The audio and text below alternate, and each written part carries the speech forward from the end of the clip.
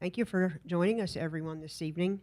I'd like to call to order this Henderson County Board of Education regular meeting. Today is September the 17th, and Chris Mays, where's Chris? Could you lead us in the Pledge of Allegiance, please? Welcome back. Thank you, ma'am. Allegiance to the flag of the United States of America and to the republic for which it stands, one nation, under God, indivisible, with liberty and justice for all.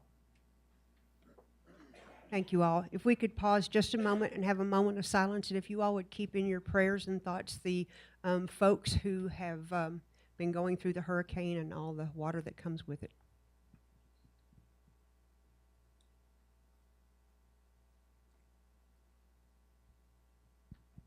Thank you all.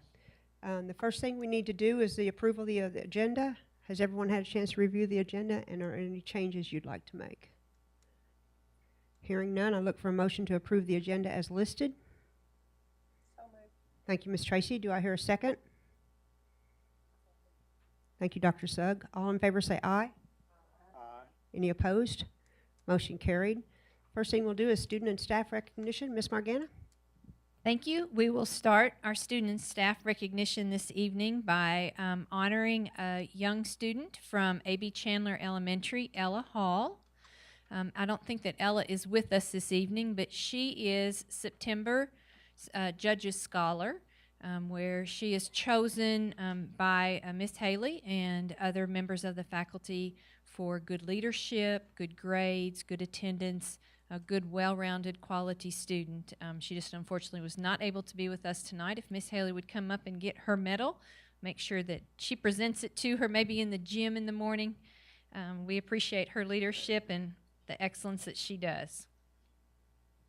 For Miss Ella. Thank you.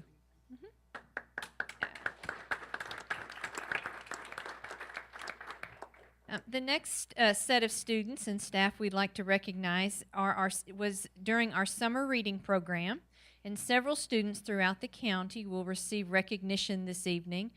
Stephanie Summers, our district reading coordinator, and Megan Mortis, our public information officer, are going to come up and help with the recognition as well. I think Ms. Mortis might tell us a little bit about what the summer read program was. A few years ago, we started the Winter Reading Challenge, and we had a lot of participation. Parents and teachers and everyone were uploading their pictures of their students reading. So we wanted to continue that into the summer. So I worked here with Stephanie Smith, our reading coordinator, and said, how can we incorporate something in the summertime? And she's like, let's do an AR challenge. So this is the first year we did the Summer Reading AR Challenge, and we're really excited tonight to have the winners from this summer here. So from the month of June, we have Ava Ziegler from Cairo Elementary School.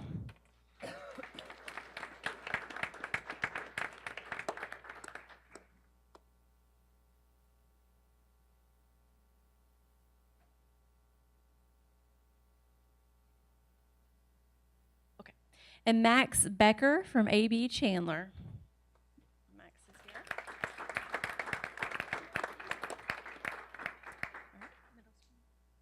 And do we have middle school?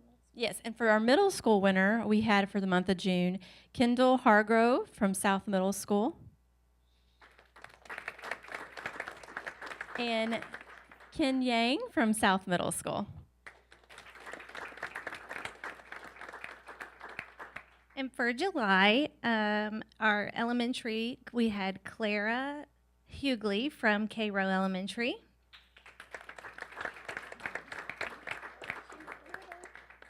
And Garrison McCord from Spotsville.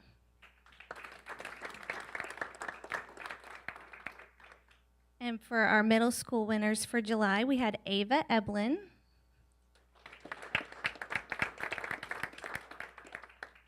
And Ken Yang also won for July. He had over 150 points this summer. So we're very proud of him and everybody for doing such a great job in our reading challenge. And for an overall school winner, South Middle School won for the most points of all the schools that participated. So congratulations to them.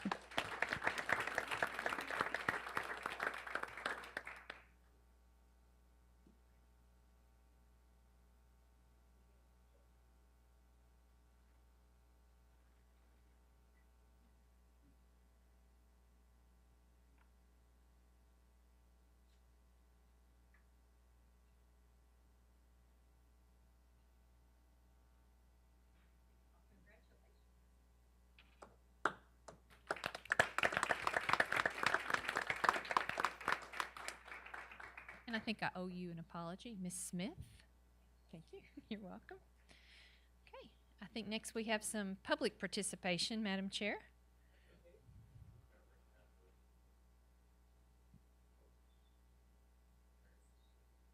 Oh, sure.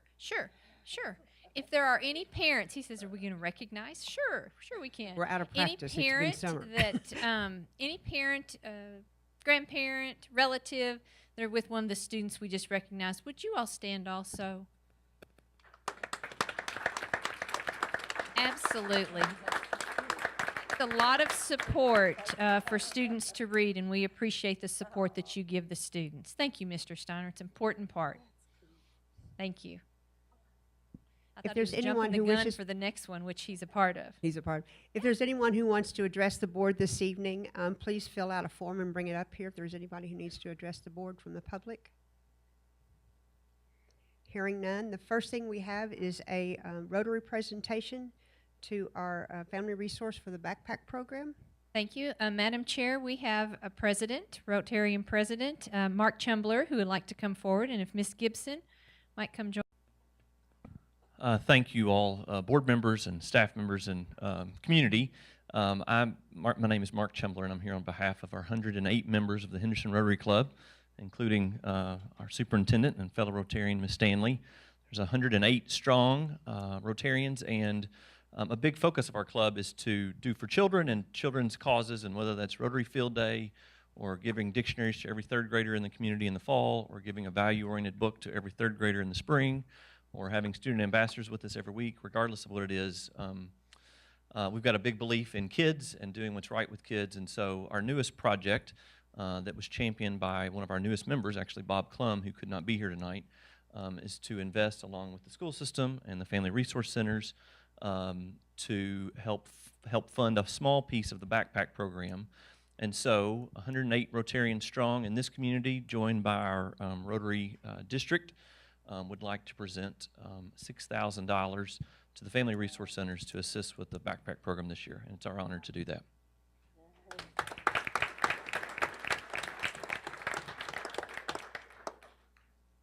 Thank you, Mr. Chumbler, and I see that we have one of our coordinators here, Michaela, if you would come on up, and we will present this check. This is the biggest check I've ever seen. And we thought that it was appropriate that we have, since this is such a nice donation, that we have Mr. Chumbler present it from the Rotary to the Family Resource Centers. And we thank you very much for this generous donation. Thank you. And I believe we'll let this fellow Rotarian, our superintendent, join us in the picture. Thank you.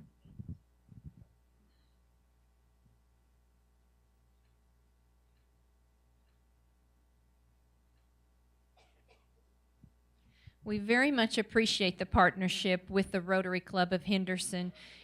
We know that they're dedicated not only to our community, but the children of Henderson. Rotary Field is coming up within the next few weeks, which they sponsor. They also helped with our Rotary Colonels to College, which allows any senior that graduates Henderson County High School the opportunity to go 2 full years at the community college, and that's a huge undertaking that the Rotary Club does, along with some of the smaller projects, smaller meaning $6,000 towards our backpack program. And so we very much appreciate Mr. Chumbler, the work of the Rotarians and what they do for our students. Thank you. Awesome. Thank you. Next, Madam Chair, I think Mr. Steiner has a public participation to share in conjunction with our fire department. Yes, ma'am. Officer Baxter and friend. Joe, come on up. I apologize, sir. That's my fault. And your name is?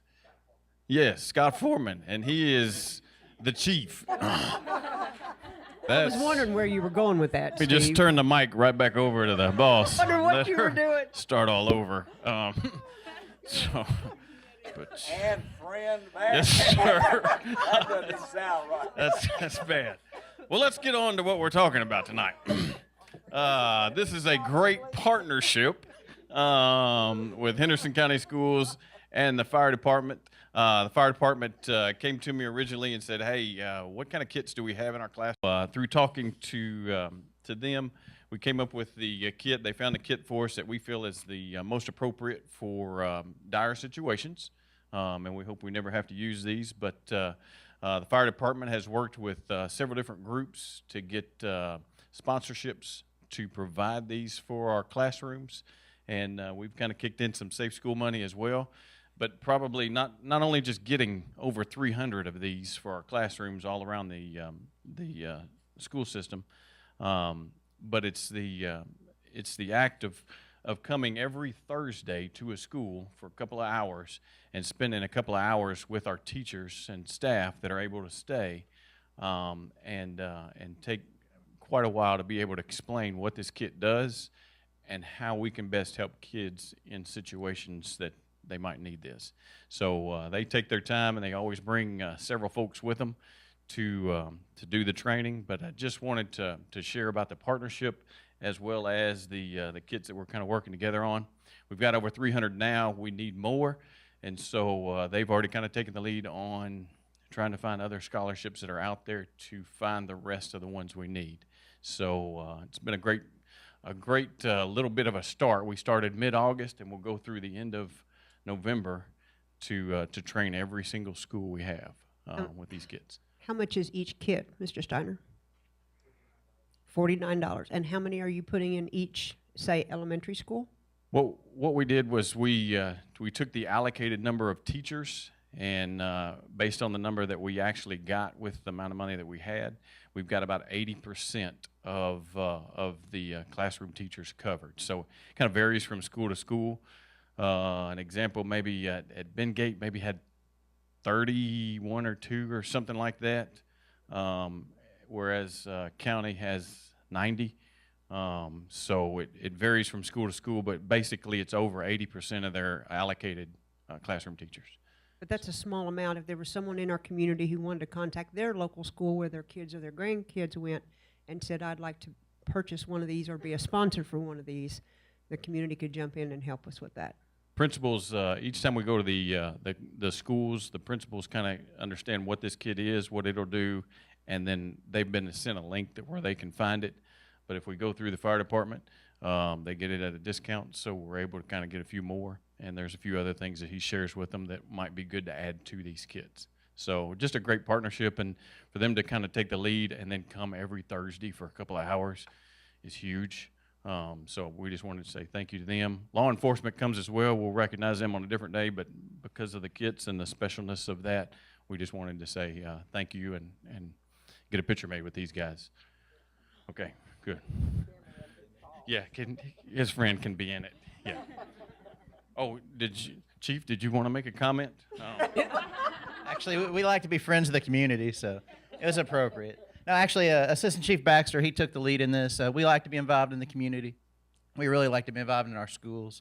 And just the way, with what's going on in our society, this was just the right thing to do. So I'm actually going to turn the mic over to Jeremy. He can tell you just a little bit. But it was really, I mean, it's a great partnership, and it's a great program. And Assistant Chief Baxter really took the lead on it. So he did a great job. I wasn't really prepared to speak. Me neither, obviously. Like we said in the beginning, our hope is these sit on the shelf for years and never get opened. The point being, we wanted to serve our customers the best that we could. And in today's age, 20 years ago when we started in this field, did any of us think we would be where we're at? And no, we didn't. But it's just an opportunity to better serve our customers, which are our parents, our children, and we're just happy to be able to do it. All right. That being said, is it okay if we get over here and we'll all take a picture? And we can say maybe we can say Chief instead of Cheese. You're still trying to dig yourself out, Steve. And failing.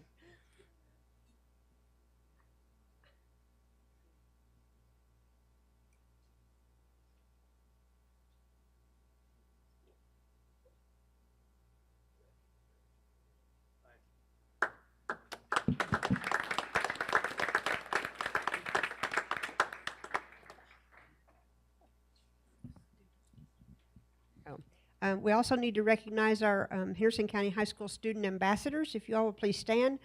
Katie Simpson, Doris Pintra, and Hayden Crampy. Thank you all.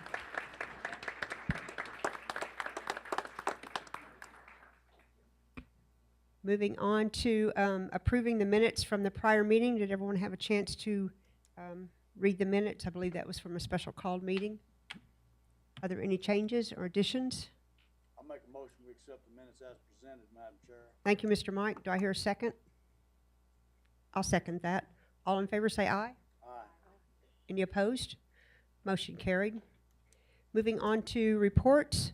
New Spotsville Elementary School update. John Hagan Codell. Oh, we got somebody different. That'd be Randall. We'll take Randall. Randall, you're not second choice. You'll be first choice tonight. And you will need to speak in our microphone so that we get recorded. Thank you, sir. Good evening. Progress at the Spotsville Elementary is going along good. We're in finishing stages. We're getting the electricians finished up so they can get their final inspections, plumbing inspections, and HVAC final inspections.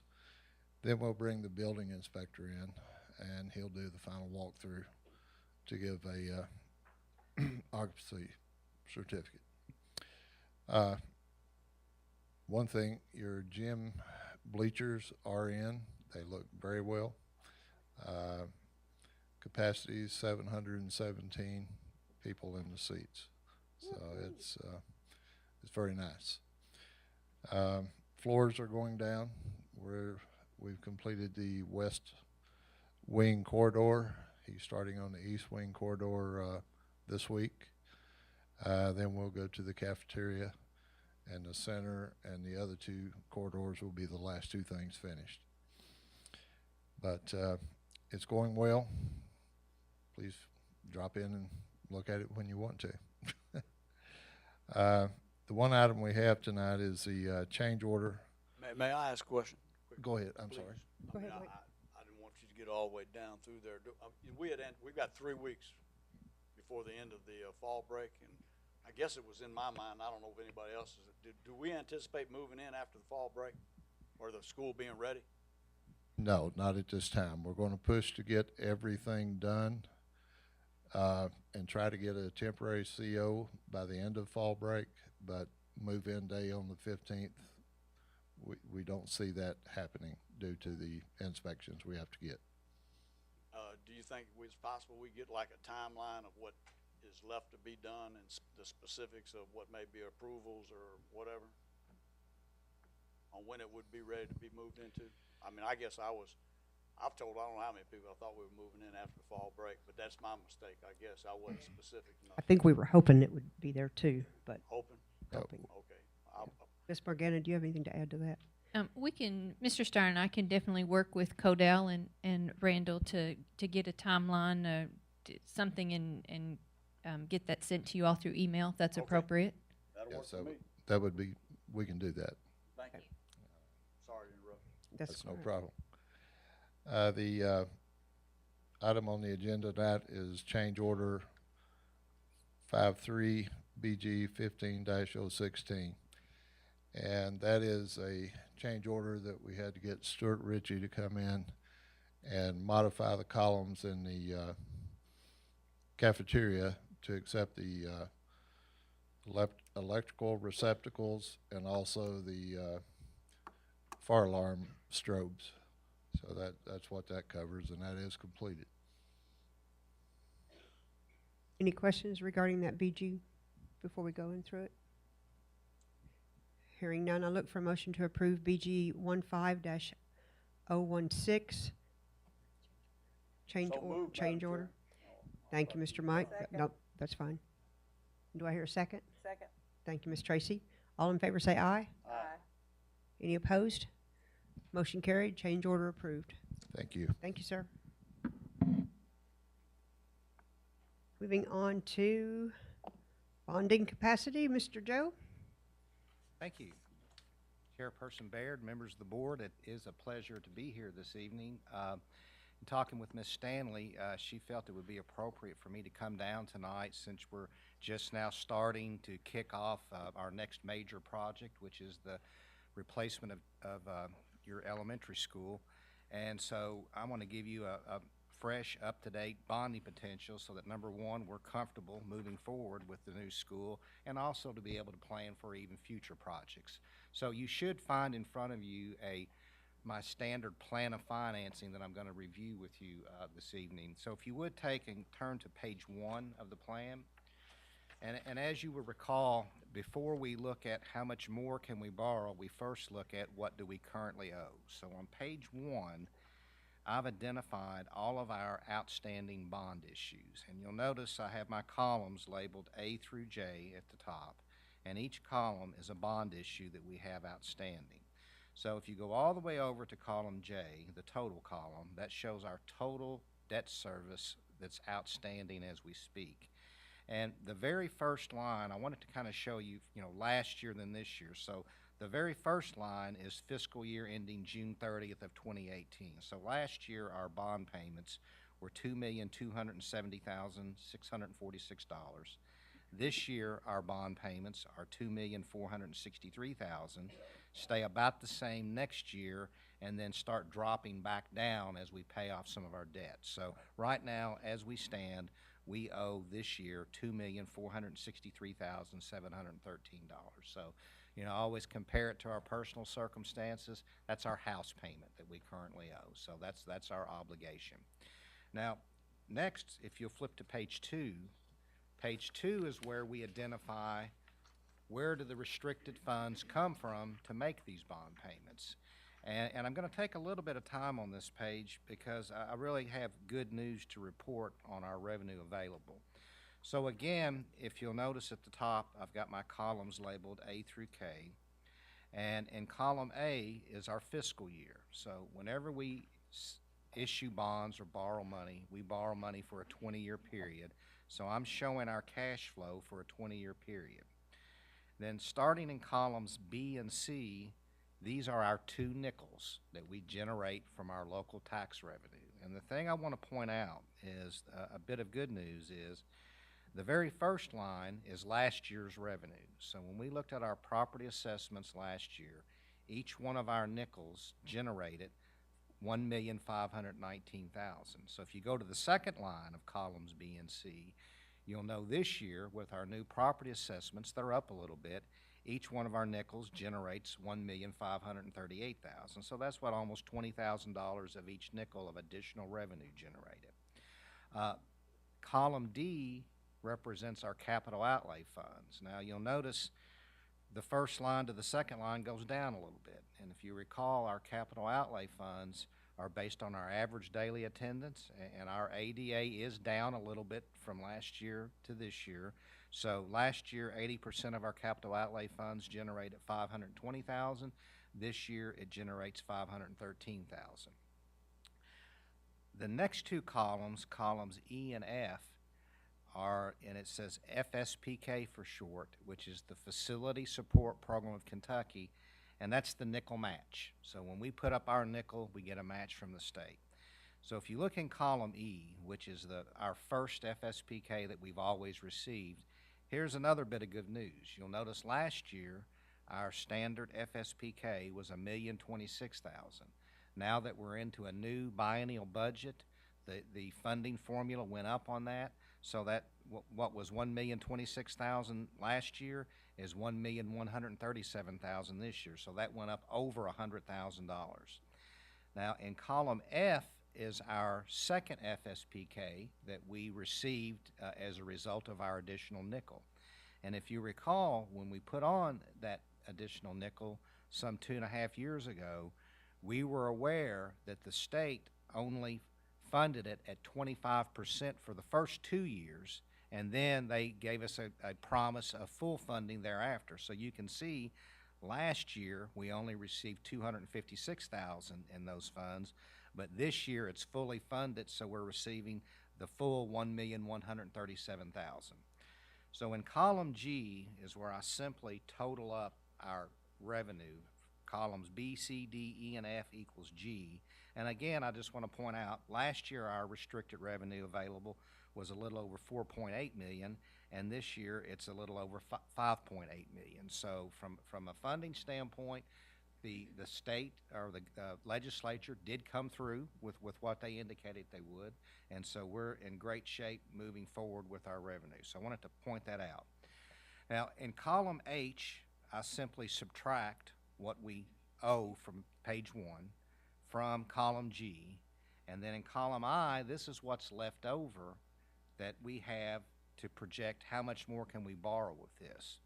Now, again, a couple things I'll point out. You'll notice in column I, the very first line of column I, last year, the fiscal year ending June 30th of 2018, we had about $2.5 million of excess revenue. And if you recall, when we did our energy project back in the spring, we dedicated $2 million cash to that project, which really allowed us that project to really work good. That not only are we saving enough money to make the bond payment, we're actually saving money that's real savings into our general fund. So having the flexibility of having that cash.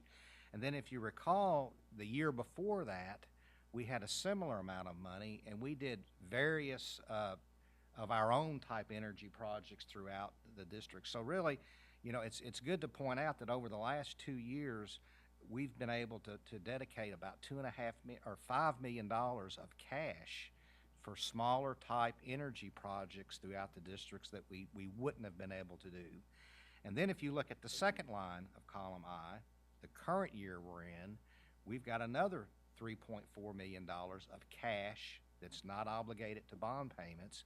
And I think the board's aware that over the last several months, weeks, you all have been looking at BG1s for cash projects, and I think, Cindy, correct me if I'm wrong, but I think we've got about $2 million of that obligated for various cash projects this year. So I just want to point out, in addition to bonding, we've really been fortunate to have that excess cash that we can do some of these projects that need to be done along the way.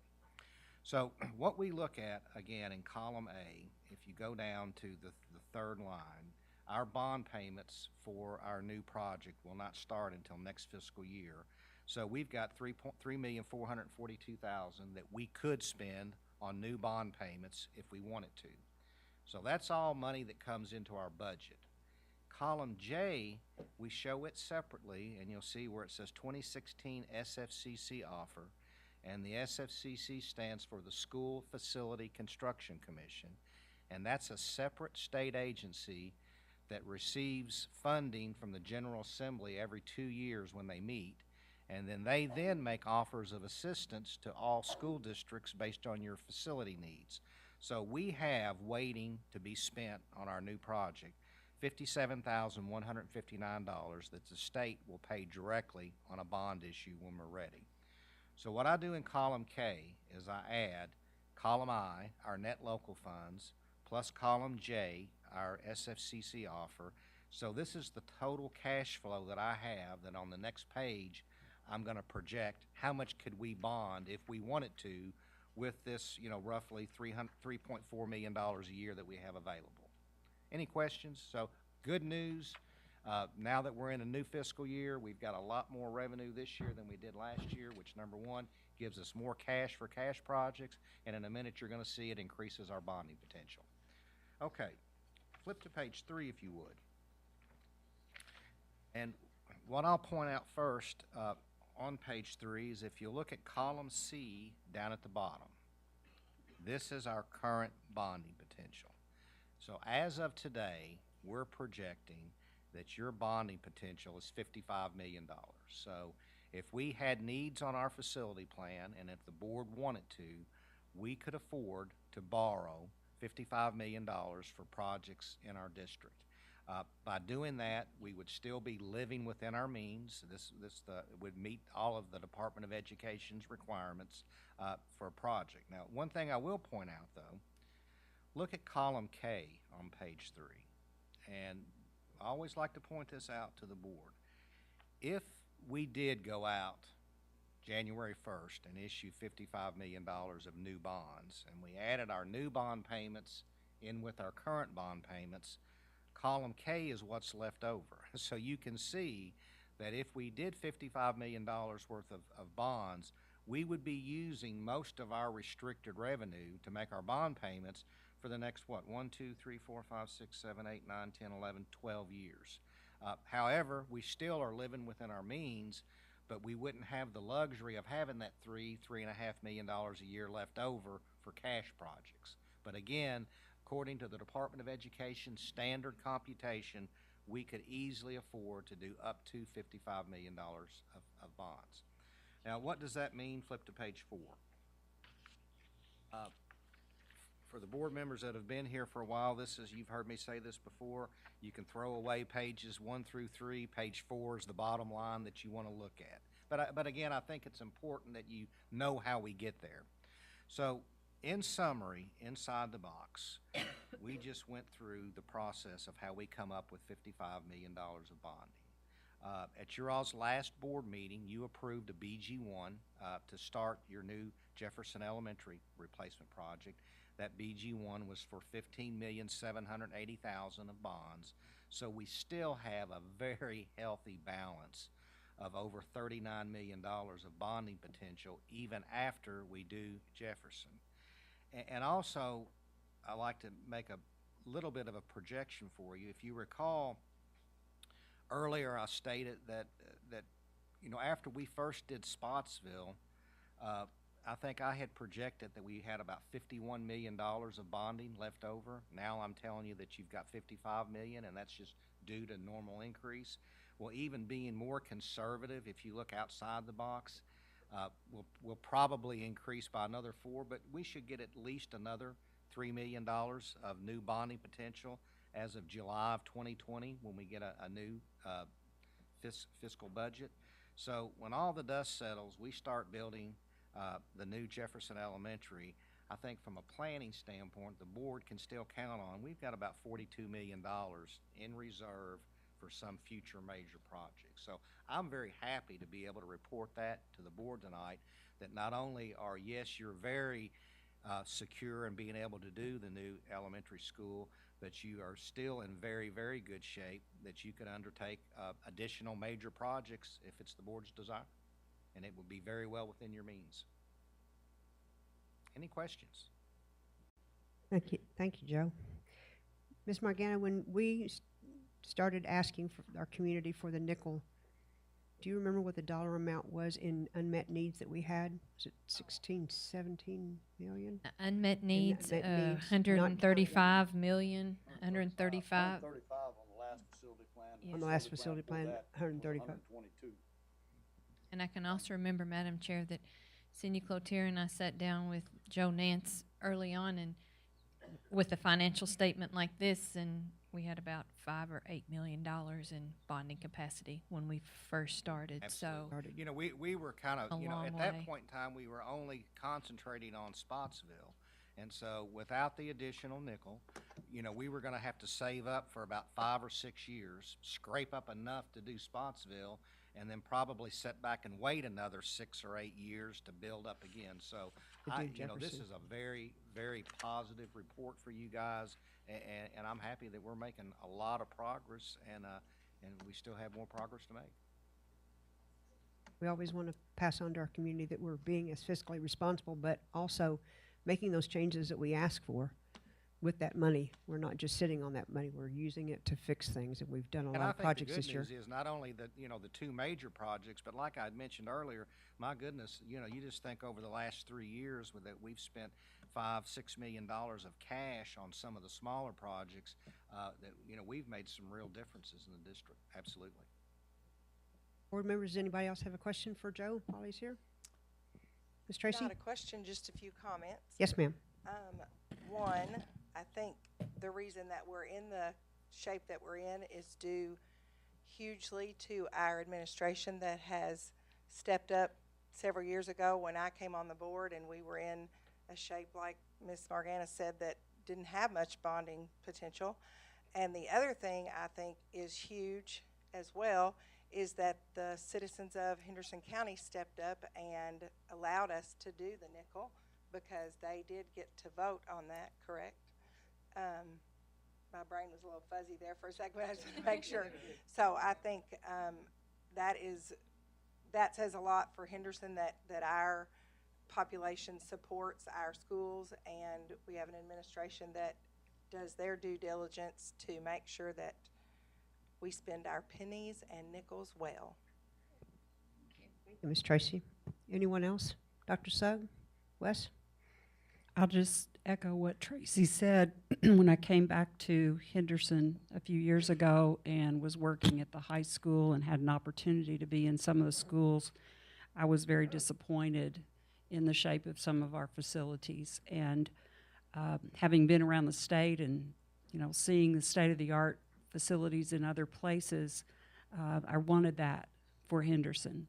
And so I'm really proud, I'm excited, and it's great to live within your means, but it's even greater to live within your means and update continually, because the longer you put it off, the more expensive it is. So hopefully all those leaky roofs are getting fixed, and all of the LED lighting is being updated, and all those things that the community can't really see on the inside of the infrastructure of a lot of our buildings. And I know we've put signs out. I appreciate that. The administration has done a good job of highlighting that. So I hope the community sees it and knows how much our administrators and our students appreciate what's happened in the buildings. Sugg? Anyone else? Thank you, Mr. Joe.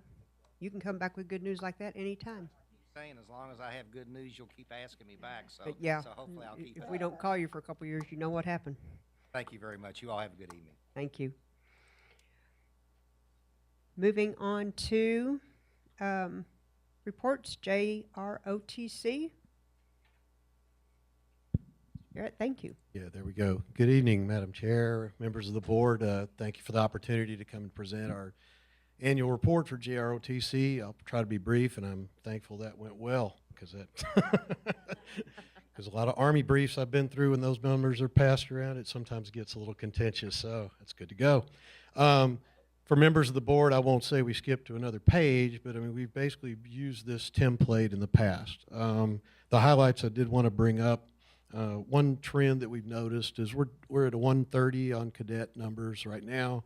When I first arrived here, it was always about 150, so it's kind of trending down. We're noticing some things. We're going to try to implement some things with the middle schools to encourage recruitment. One thing we've noticed since the beginning of the school year is we've picked up cadets since the school year started. Freshmen are realizing what we have the opportunity to have, and we're seeing new members come in, so that's a good thing to happen. For 17 and 18 highlights, I'll just hit a couple. Proud of all our cadets, of course, but Dalton Hinkle, most everybody got to see the news on Dalton, but I mean, he finished second overall in archery in the world. I mean, that's huge. We were so proud of him. I mean, we're not the archery team, but he shoots on a rifle team. He's a member of our staff, and we're just really proud of him. And so many others that have proceeded into either military or to college. So again, good things there. Some of the things we've added in the past year as far as events that we supported, diversity parade, soccer team, we now do their senior night, both for female and male. We're just trying to add a few more, so it's not just strictly football and basketball.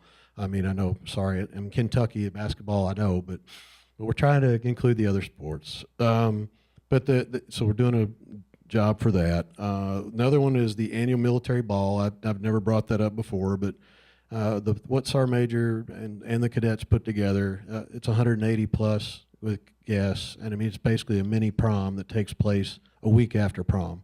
Always a success. It's over in Morganfield, but it's just a big highlight of our year, and it went well as usual this year, but I just wanted to bring that up.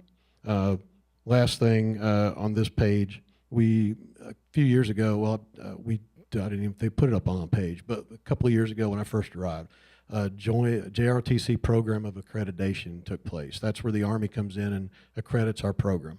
They came in 2015, my second year, and we scored 98 out of 100 points. And it was nerve-wracking for a brand new colonel in the job, but we got through it. Well, they're coming back again in March. It's no different. It's a cycle. The pre-inspector came through this past Friday, and it looks like we're tracking. And we're on track for everything that we're going to be able to get inspected for and stay just the same or even better. So that's a good news there. It just adds to the planning of the year. One thing he did bring me, and I'll get to the next page, and we'll be brief. I do have a little video clip to show you. With talking to the inspector, we were asking him about a robotics effort that the Army talked to Vic about in the summer. Apparently budget money's come available for the Army to pursue robotics for schools, so the Army can deliver a robotics program to certain schools. And we're scheduled to receive ours in October. Now it's November. We're waiting, but we think November, December, thereabouts. I was hoping to be able to stand in front of the board and say, I've got it here, I know what it looks like, I'm going to see it. But you'll see it. It's a little 3-minute video. We don't have to do the whole thing, but it's up to you, how much time you have available. But it's a 3-minute video to show you what the opportunities are, and then I'll give you a few final details on it of things we hope to pursue. So, Robin, thank you. Welcome to the world's greatest 2 minutes in robotics, the 2018-2019 game, VEX Robotics Competition, Turning Point. Turning Point is played on a 12-foot by 12-foot field by 2 alliances, one red and one blue, made up of 2 teams each. The object of the game is to score more points than the other alliance, using caps, flags, balls, and platforms. Caps are scored for the alliance whose color is facing up at the end of the match. Caps are 9 inches wide, and robots can possess 1 cap at a time.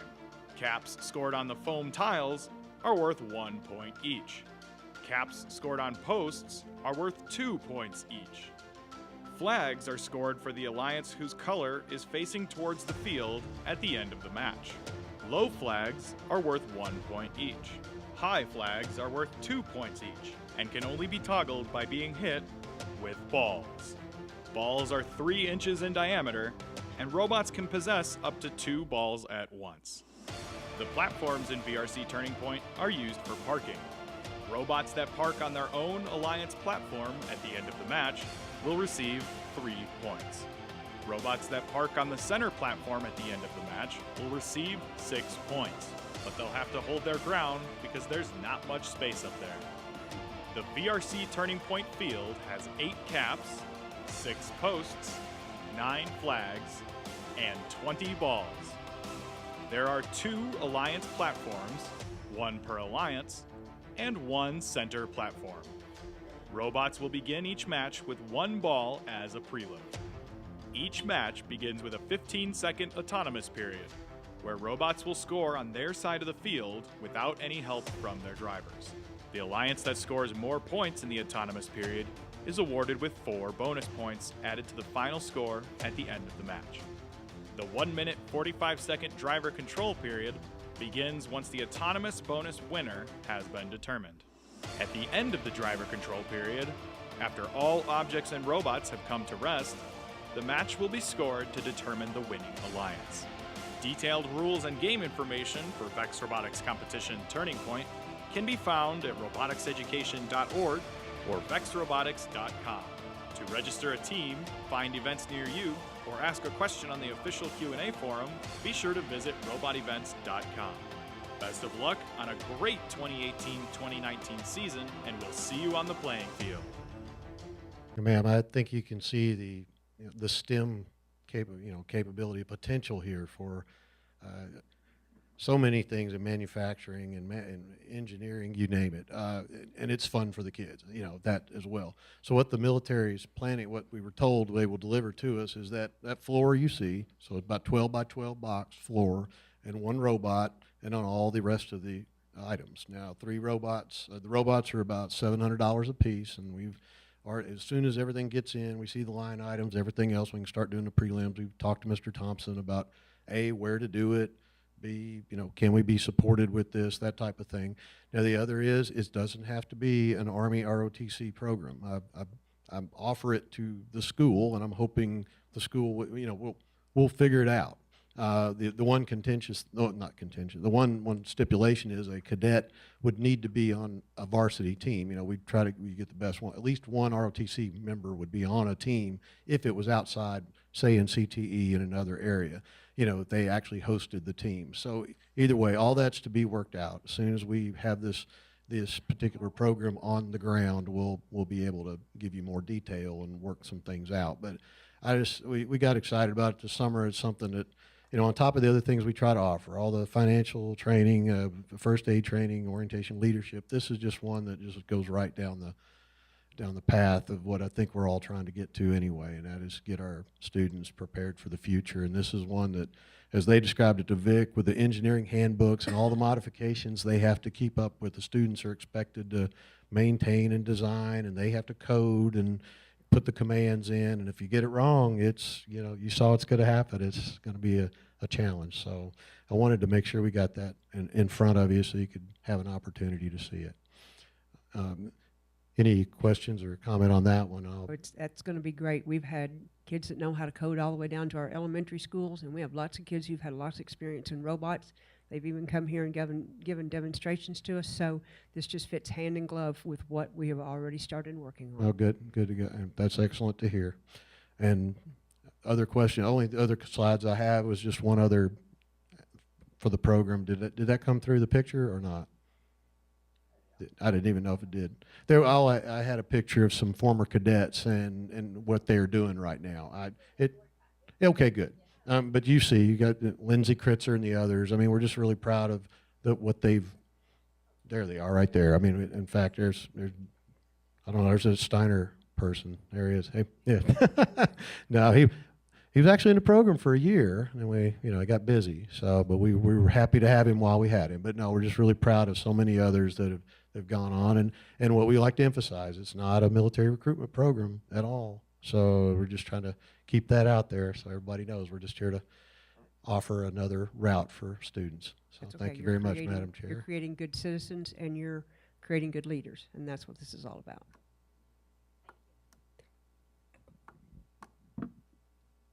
Thank you. Moving on to CTE, Miss Amanda.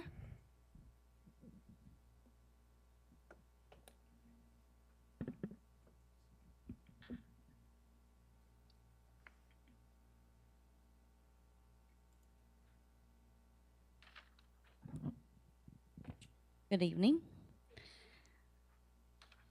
I am going to start off talking about some great changes that have occurred and has given our career and technical education students great opportunity.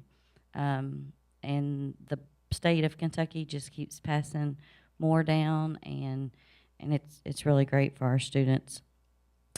One of the first things I want to share is enrollment. In 2015-16, we had 2,197 students in our CTE programs. And for 2018-19, the last time we were putting or adding up our student enrollment, there was 2,492. Now, obviously, there's not 2,492 students in the high school, so that is a duplicated number. So actually, 2,492 students walk through the CTE unit every day, sometimes twice a day. Okay. So that number has grown. I was shocked by that number because I was trying to figure out where you got 2,492 kids. Yep. So, you know, a lot of students, they'll take a couple of classes in one pathway, or they'll take one in one pathway and one in another and try to figure out what they're interested in. Also, at Henderson County, we have 25 pathways. That's huge compared to any other place in the state of Kentucky. We had to gather some information, and we had reached out to the state to see some schools that were comparable to us. And I think the highest other school with the most pathways was like 13. So Henderson County is really providing a great opportunity for the students. This next slide is CTE in the past. So what the state has done is they have offered or have kind of enhanced the accountability piece for our students. And they want our students to earn industry certifications that matter in the workforce. And so it makes our students, well, they're prepared, but it makes them more prepared to earn these positions over just the general public. So in 2015-16, the State Department, we were seeing 6 certifications.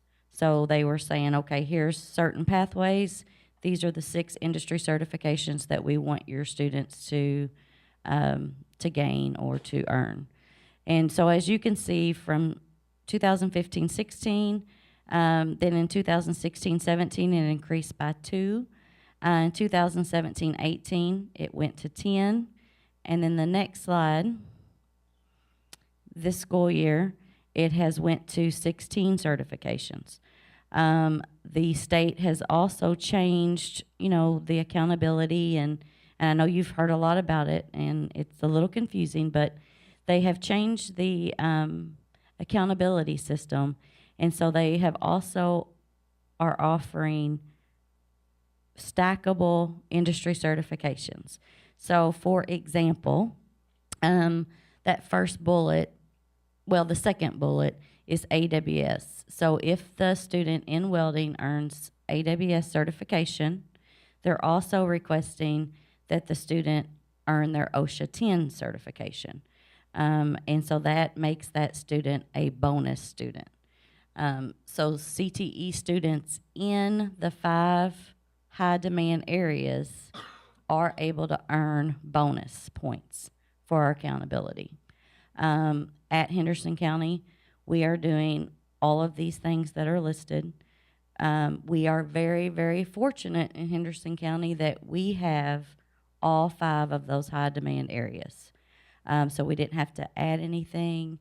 We just had to enhance what we did have and add those stackable certifications to make sure that our students were able to earn everything that they could for industry. Do you have all of those industries located in Henderson County? Yes. The engineering, that is, most of those go on to university. So some of these, the industry cert, they could get maybe a entry-level position in some of these areas. But a lot of those students in certain pathways go on to college or a 4-year university, while some of them go into apprenticeships or a trade or go to a technical school. So they still could come back to Henderson County. Yes. Once they get that final education, come back to our community. Yes. So I won't go through all those, but as you can see, the state of Kentucky has really put a lot of effort into CTE and has really upped the demand to help the workforce. Also there at the top, I know that you guys used to, when we would give the reports, hear about COSA. That was the end of course assessment. Now the state has changed the name to the end of program assessment, but essentially it comes back to COSA. The state is tweaking a little bit of those tests, and so there's 5 programs that still will have those testing end of program assessments, and they're listed there at the top. Those 5 areas are tied to articulated credit or dual credit.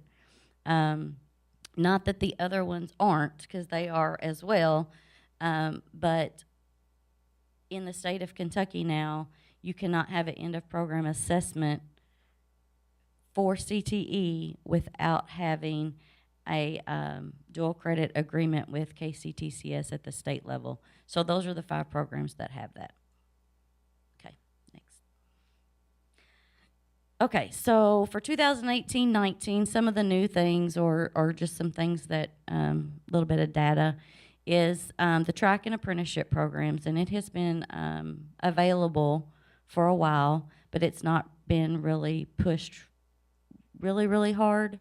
But the state now is pushing pretty hard, and it is on the accountability. So at Henderson County, we have worked hard, and we have three apprentices at the high school that are working in a machine tool trade, and those machine tool businesses have signed that those three people are a part of the apprenticeship program. We also have brought back, at the request of the Machine Tool Alliance in Henderson, we've brought back the adult machine tool and CNC programmer apprenticeships for them. So they've set up their own apprenticeship. They come to Henderson County High School, and they teach at night now. The one great thing, and I think that apprenticeships are going to really grow exponentially, because Keys money is now, for the first time ever, is able to be used for apprenticeships. So not only for college, but apprenticeships. So the goal is for Henderson County CTE to create more, and so we're working on that. Dual credit, yes. CNC is a machine that operates, it's computerized numeric controls, and so it's a lot of coding and programming, and so they'll set up a machine, and then the machine will run itself. And we have, and that's kind of the way of the future. And it's here, and businesses are utilizing it. It's kind of like that plasma cutter that he showed to Dr. Pruitt when he was here. He set it all up and had it already programmed. All Dr. Pruitt had to do was push the button, and it took off and did what he needed to do. And that was in welding, and it cut out the weld. So we have 3 CNCs. Well, we have more. We have 3 CNCs in machine tool, and we have a CNC in welding, and we have a CNC in construction. So we're really trying to keep up with the technology so that the students are able to do that. Dual credit, we had 336 CTE students earning dual credit. It's actually about 350 because we had a little hiccup there, but we got that worked out, and so there's a few more kids. So about 350 students in CTE are getting college credit. Last year, the Work Ready certificate, there was 205 students that was able to earn that, and I know that you guys have seen, the criteria for that before. Work Ready Kentucky Scholarships, that is something that's brand new, and that scholarship was put into play by the Workforce Cabinet. CTE students get 2 courses per year paid for. Doesn't matter the grade, 9 through 12. So the push is really for CTE and for them to get the training. However, that scholarship is only available in the 5 high demand areas, but fortunate for Henderson County, we have those 5. So that's really helping those students. We have 195 students that are work-based learning students. So 43 of those are co-op students. So 43 students are getting paid, and they're getting paid pretty good money. So their total for the week is $5,435 is what those 43 students are earning in 1 week. So, and the more skill that they've got, the more money they are making. So, school-based enterprises, we have opened up a few more than what we had in the past. We have 73 students in those, and we have the new ones is Colonel's Machining and Outdoors. They are making duck calls and goose calls, and they're really excited about that. Our Henderson County Auto students, they are working on vehicles or just doing, and it started, and they're really trying to find their way there, what they're going to do because of liability issues from certain people's vehicles from the public. So we're still trying to work through that one a little bit. Fab Tech and Design, that's welding, and they've already did a great big project for Gibbs, making some metal bins, and so we've partnered with them, and so they're working on that. Internships. So we have 79 students that are in internships, and that means they go out and work. They don't get paid, but they are learning on the job. And so that's pretty much what our juniors and seniors are doing, and they're doing a great job. Some of the extraordinary things that get done at our school usually is from the organizations. So one of the things I wanted to mention that was really, really, really neat was the ag department last year and their committee did Shark Tank. And it was such a great opportunity because the kids had to come up with their own, it was like an entrepreneurship. And so they had to create something, and then they went up into the Shark Tank area, and so they got voted on. And 2 of the kids created deer feed, and they are now, they won, and they got money, and they are now still creating deer feed, and it works because I bought some and the deer came. But anyways, it was really cool, and so, you know, the kids are continuing on their businesses. Also, Cupcake Wars, they did that for sepsis, and so they raised $1,153 just baking cupcakes and having a war with those. Turkey of the Year is one of the biggest things at our school.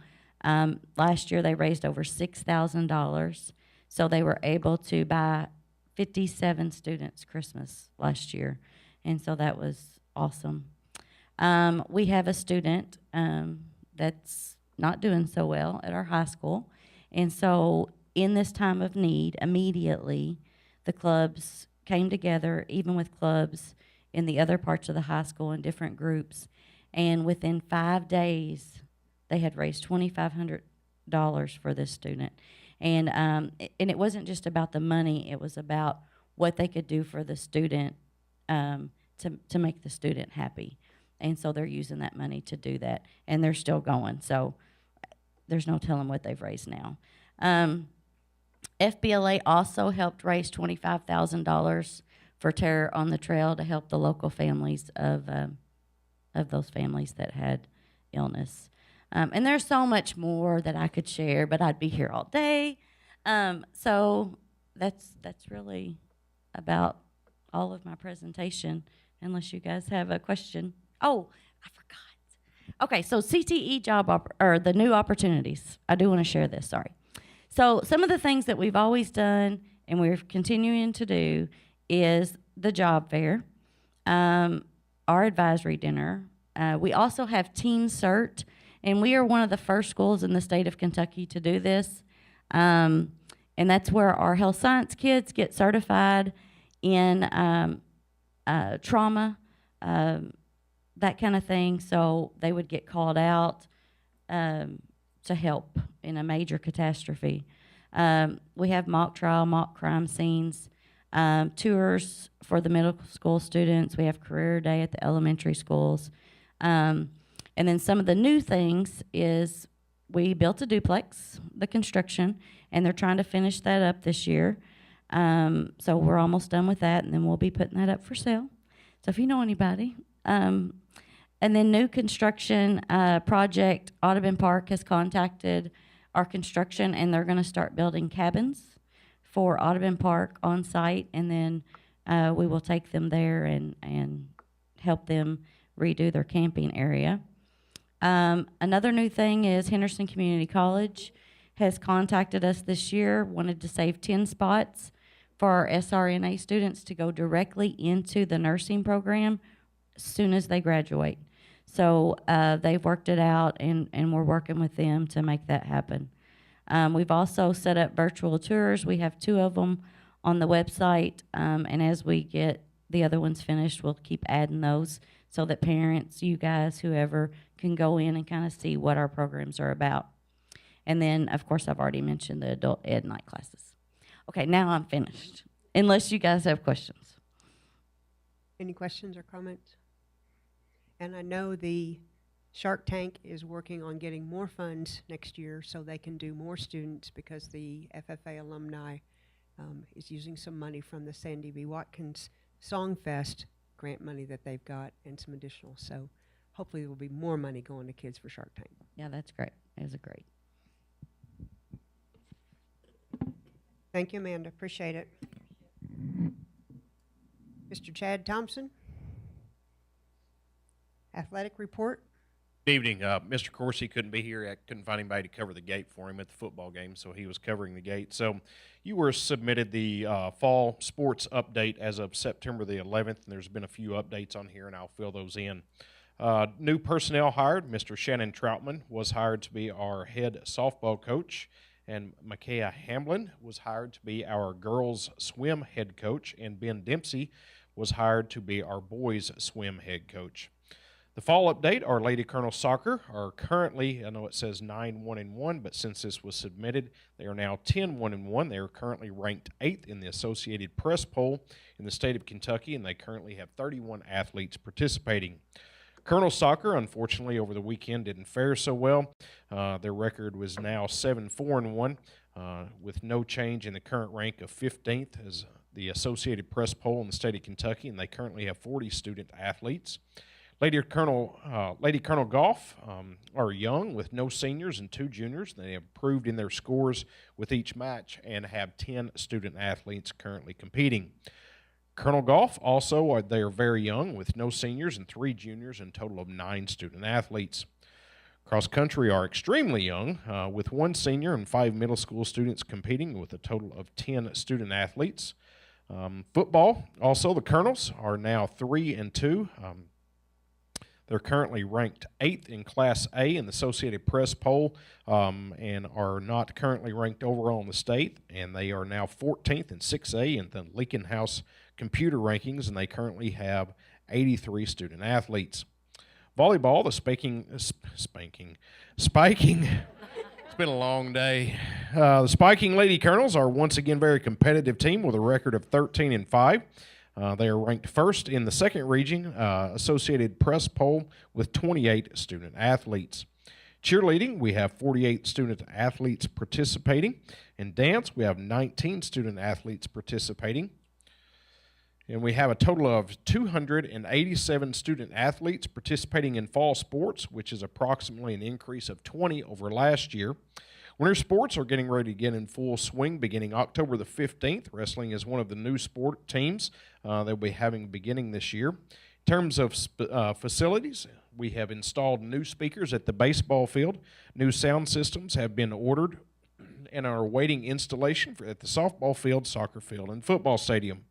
New scoreboards have been ordered for the soccer and baseball fields, and also new LED lights for the soccer field, and hopefully they will be in before district and regional tournament.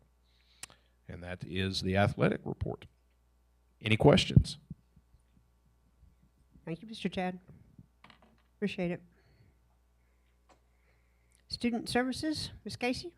Good evening. As you can see in your board packet, I've included some data from the past few years. I want to bring up a couple highlights, though. Student Services currently has 3 staff members, myself, Kelly Hazelwood, who is an attendance specialist, and then Jana Spain-Howard, who is our attendance data clerk. So the 3 of us and our fearless leader, Mr. Steiner, but the 3 of us are located over here in Student Services. So the numbers you see here reflect a lot of the work that we're doing on a daily basis. Couple things I want to point out. First off, I was extremely happy with our August 2018 attendance.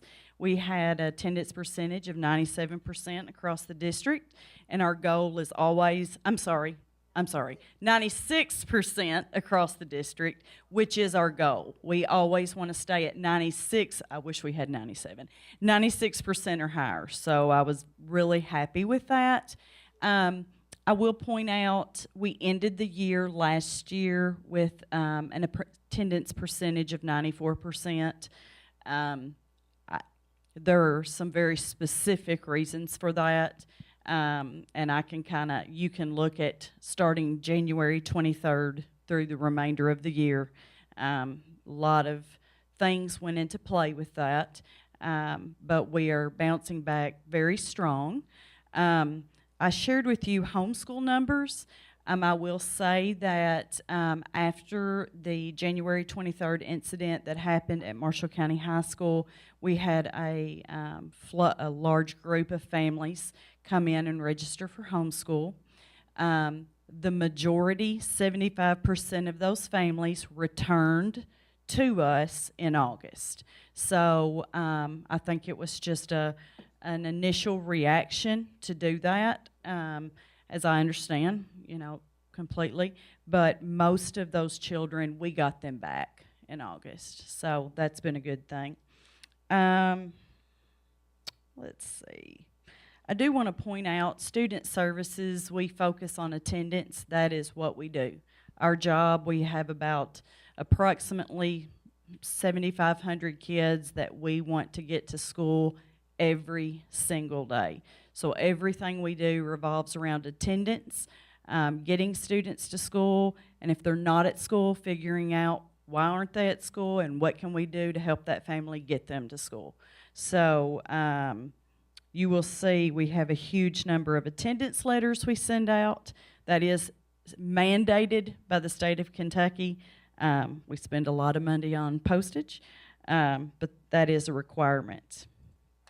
Lastly, I just want to say student services works very closely with our community.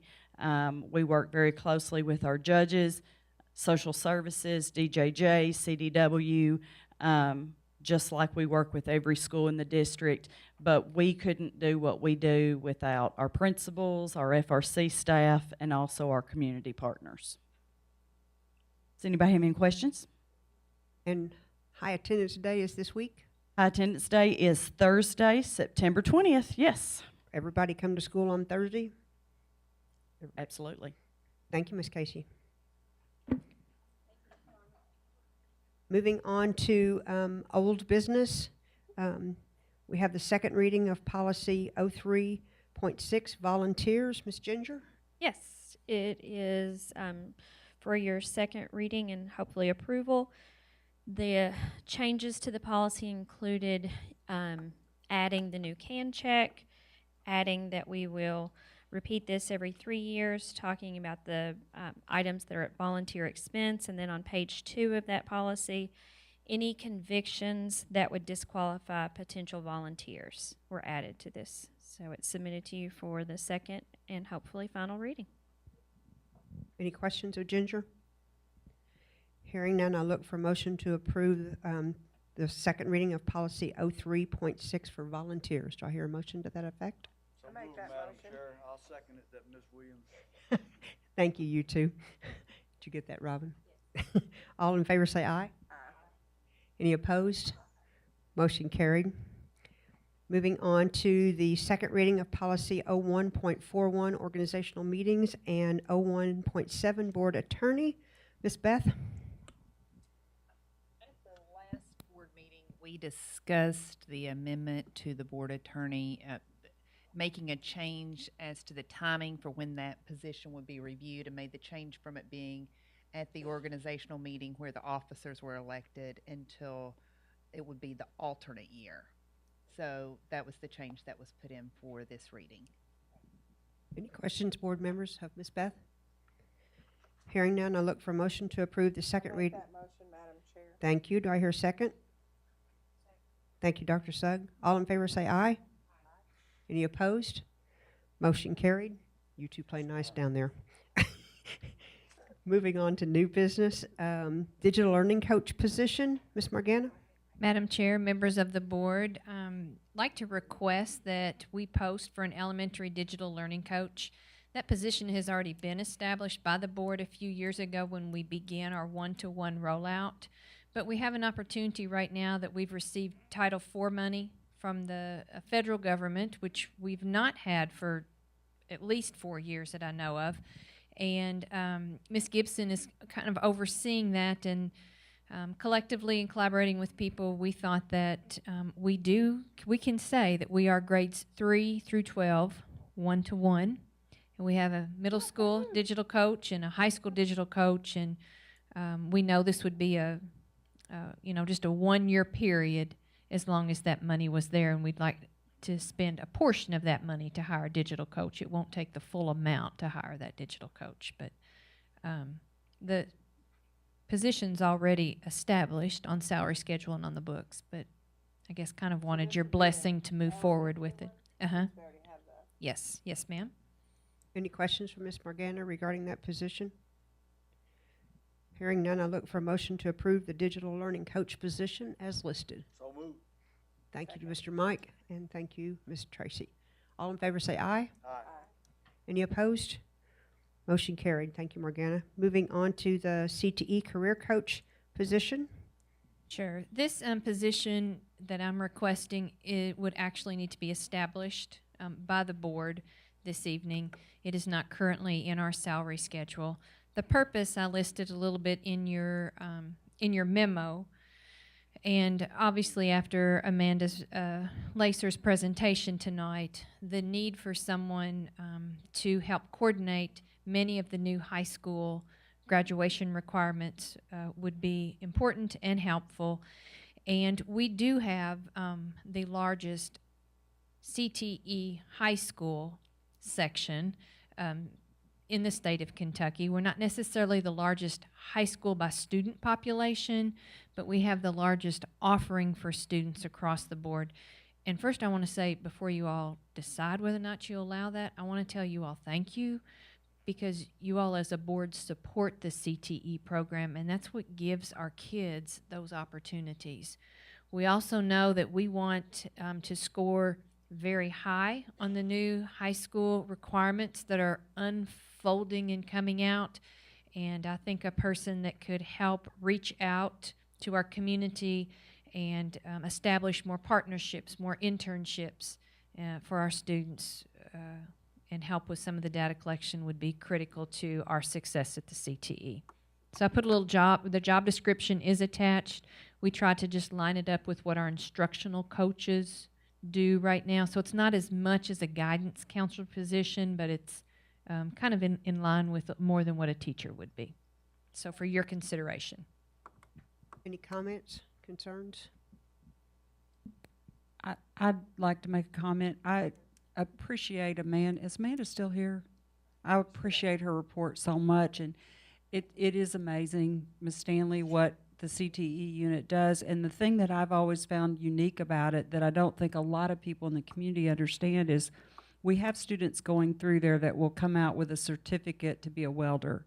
But we also have people that are going through there that are 4-point students that are in the med tech area, and they're going on to med school. So it's such a great mix of students and abilities and interests.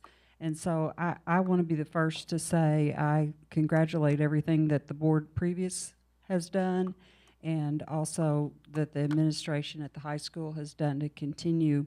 And I'd like to make the motion that we accept this as a proposal. I'll second that motion. Thank you. Thank you, Dr. Sugg. Thank you, Mr. Mike. I totally agree. And also our law enforcement. We've sent several kids on to the Law Enforcement Academy through this as well. So, so with that motion and second, everyone in favor say aye. Aye.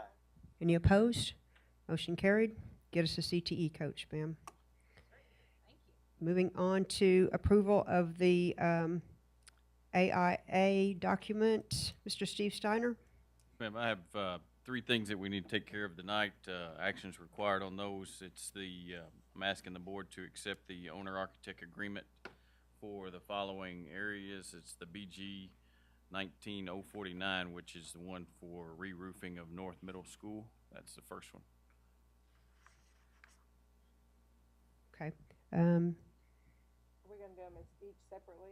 Do we need them separately, I Mike? think you have to do Just them each separate, yes, ma'am. Okay. Do I hear a motion to I'll approve? make that motion. Thank you, ma'am. I'll second that. All in favor say aye. Aye. Any opposed? Motion carried. BG 19, go ahead. Yes, ma'am. The second one is BG 19050, and that is asphalt improvements at Niagara, A.B. Chandler, and South Heights. And I need your approval for that to move forward. I'll make that motion. I'll second that. Thank you, you too. All in favor say aye. Aye. Any opposed? Motion carried. Last one we have this evening is BG 19053, which is the Safe School Secure Entrances. and the agreement is required for us to move forward on that. And the schools involved are eight other schools, and that will complete the ones that we need to have all schools like that, much like the high school in Bengate has and Thelma B. I Yeah. definitely want to. Definitely. First fantasy, yeah. I'll make that motion, Madam Chair. Okay, and Dr. Suggs going to second. Yes, we need to do that. All in favor say aye. Aye. Any opposed? Motion carried. Yes, and that also fulfills a request from our community when we had meetings last year. So, yes. Go on to BG 17, North Middle School Bleacher and Auditoriums. Ms. Cindy? They're just the closeout documents for the BG 17217 that need approval. I'll make a motion, we approve those documents as presented. Both the BG4 and the BG5? Yes, ma'am. Thank you. I'll second that. All in favor say aye. Aye. Any opposed? Motion carried. Thank you, Ms. Cindy. Moving on to capital funds requests for BG 19067. Okay, this is an additional form that needed to be done in addition to the 2 BGs you approved at the last board meeting. 19067 for the construction of the new parking lot at South Middle, and 19050 for the paving at Chandler, Niagara, and South Heights. Because it was a single system, they require this capital funds request form to go along with the BGs. Paperwork. Yep, this I'll make a paperwork. motion that we approve that. Well, I'll second that. Thank you, Tracy. Thank you, Mr. Mike. All in favor say aye. Aye. Any opposed? Motion carried. Moving on to consent agenda. Approve fiscal year 2019 district funding assurances. Approve 2018-2019 WSON advertising package. Approve shortened day request for 5 special ed students. Student overnight trip request. Approve student activity fundraiser request. Approve 2018-19 admissions and release committee chairpersons. Approve 2018-2019 504 coordinators. Adopt retiree resolutions. Approve 2018-19 indirect cost rate, and approve a revised date for the district-wide surplus auction. Are any of those items need to be pulled or discussed? Hearing none, I look for a motion to approve the consent agenda as listed. So moved. Thank you, Ms. Tracy. I'll second that.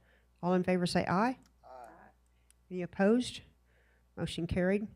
Moving on to financial working budget, Ms. Cindy. Okay, you have in your packet the working budget that is required to be approved by September 30th of each year.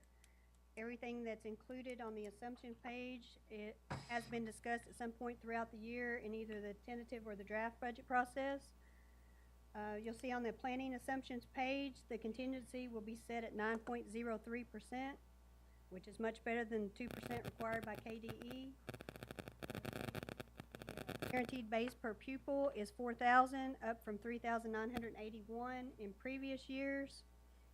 On the working budget summary page, you can see the comparison of the 17-18 working budget to the 18-19 working budget. The majority of the difference in the bottom line is in the general fund, and that's due to the reporting of the on-behalf payments.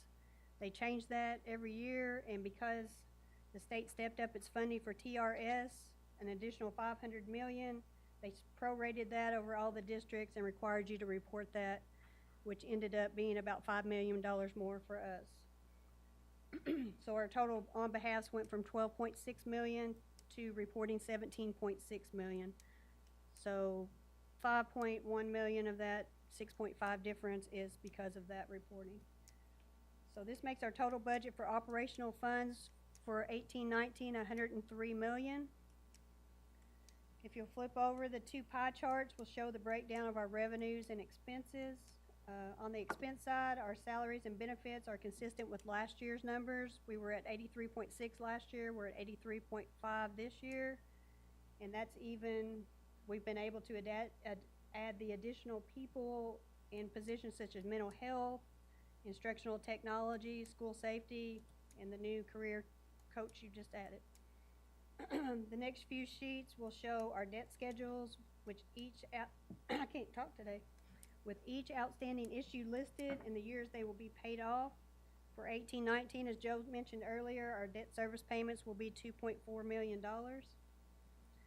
And the page labeled Capital Outlay, Building Fund, and Debt Service talks about a lot about what Joe talked about. It shows that what our available cash is and our restricted funds after our fund transfers for our debt service payments, and also lists the recently approved projects at the bottom of the page, which still leaves us available cash of $1.5 million, which we plan to use on other facility improvements this year.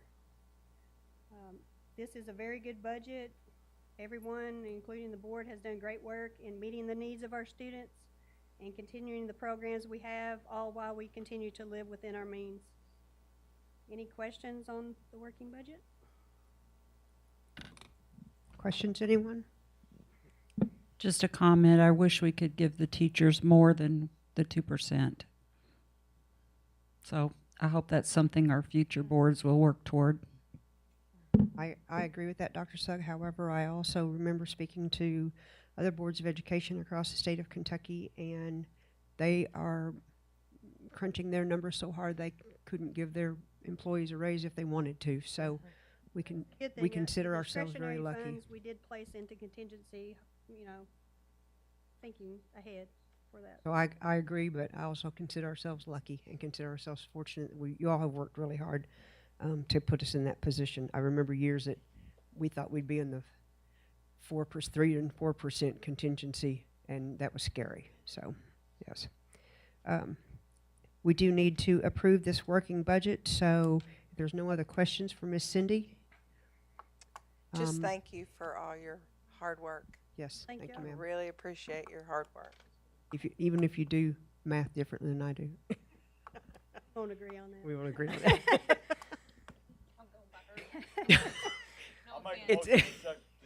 Second. Second. Thank you, Mr. Mike. Do I hear a second? Second. Thank you, Ms. Tracy. All in favor say aye. Aye. Any opposed? Motion carried. Moving on to Treasurer's Report. Okay, the treasurer's report for the month of August shows total receipts of $3,849,967 and total expenses of $129,000. I don't know my numbers though. With a net decrease in $4,070,162. And I'll remind you again, you know what I'm going to say. Tax receipts haven't started coming in yet, so no panicking. Madam Chair, members of the board, I respectfully request your approval of the Treasurer's Report as presented tonight by Cindy Cloutier. Do I hear a motion to that effect? I'll make that motion. Ms. Tracy, thank you. Do I hear a second? Thank you, Dr. Sugg. All in favor say aye. Aye. Any opposed? Motion carried. Moving on to the paid warrant report. Okay, the paid warrant report covers the period of August 21st through September 17th. It includes total paid warrants of $5,581,868.26. Any questions on any paid warrants? Madam Chair, members of the board, I respectfully request your approval of the paid warrant report as presented tonight by Cindy Cloutier. Hearing no questions for Cindy, I look for a motion to approve that we pay the bills. Please make that motion and pay the bills. Thank you. Second it. Thank you, Mr. Mike. All in favor say aye. Aye. Any opposed? Motion carried. Moving on to personnel.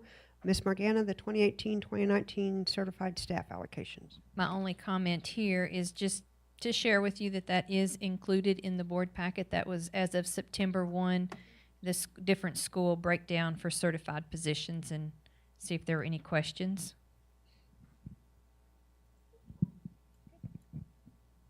Thank you. Also be it noted that we've received information on personnel actions. And Mr. Mike, would you like to make the I'll make a motion for number we adjourn 11? This meeting of this the fun September 17th regular scheduled Board of Education. Thank you. You can second it if you'd like. You want to second that, Tracy? No. No? We're gonna Wes wants to get in the show. I don't blame him for being quiet. Wes is going to second that motion. All in favor say aye. Aye. Any opposed? Motion carried. Thank you all. Thank y'all so much. Some really, really good reports tonight too. Thank you so much.